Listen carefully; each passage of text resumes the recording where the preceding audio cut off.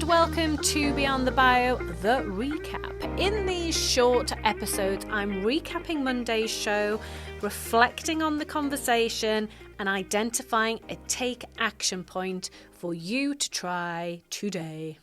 If you missed Monday's show, please go back and take a listen. You will find the link in the show notes. This week, I was joined by Mike Morrison, who is the founder of the Membership Geeks and Membership Academy, where he's been the driving force behind countless successful membership businesses. He's also the host of a popular podcast, author of 3 best-selling books, and can regularly be found on stages around the world at events including Social Media Marketing World, Atomicon, and Podcast Movement. I really enjoyed my conversation with Mike because I have met various people over the years who have a personal brand as a duo, and I often think that there are certainly pros and cons to this, and this is a topic that I did touch on with Andrew and Pete a couple of weeks ago in their episode, which was actually all about their domination of conferences with the very popular and successful Atomicon conference.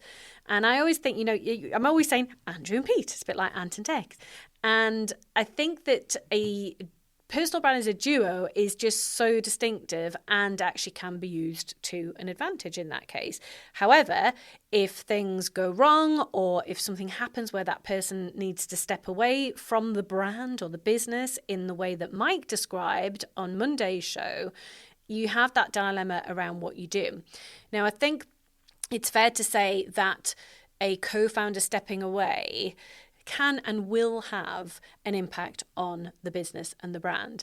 And I think the circumstances of that stepping away can have a huge impact as well. So if we think about Mike's example with his co-founder, Callie, he said that she'd stepped away for health reasons. So that is probably more easily digestible by their audience than if they've had a big fight and she's left the business.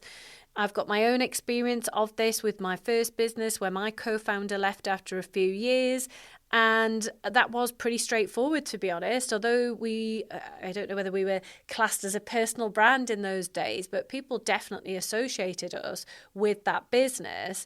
But again, we didn't have a falling out at all. So he's decided to step away, and here's what I'm focusing on. And it was interesting, again, hearing Mike talk about how when they did that announcement about her stepping away, he'd already done a lot of work around what it would look like for the future of the business in any case. So although there was an announcement to say that she was stepping down, there was a really positive focus on what comes next. And here's all the cool stuff that's about to happen, which I think is a very, very good strategy. Something else that Mike and I spoke about was what kind of activities he's doing that are now establishing him as the face of the Membership Geeks and Membership Academy, and where he's had the most bang for his buck with the various profile raising activities he's done. Mike was talking a lot about video and YouTube in particular and how that is an area that he's focused on right now, but also about his podcast and how that has been going for years and has been a steady stream of prospects coming through to his membership academy. In fact, I believe he said it was the biggest lead, the biggest driver of prospects through to the website. So it's definitely working for him and he is seeing those results. And also it sounded like he really enjoys doing his show, which is really, really important. So my take action this week is going to be to reflect on an activity that you either have been doing, want to do, perhaps have done in the past and dropped it, something that you can do that is a consistent profile raising activity that you are going to commit to being ultra consistent on.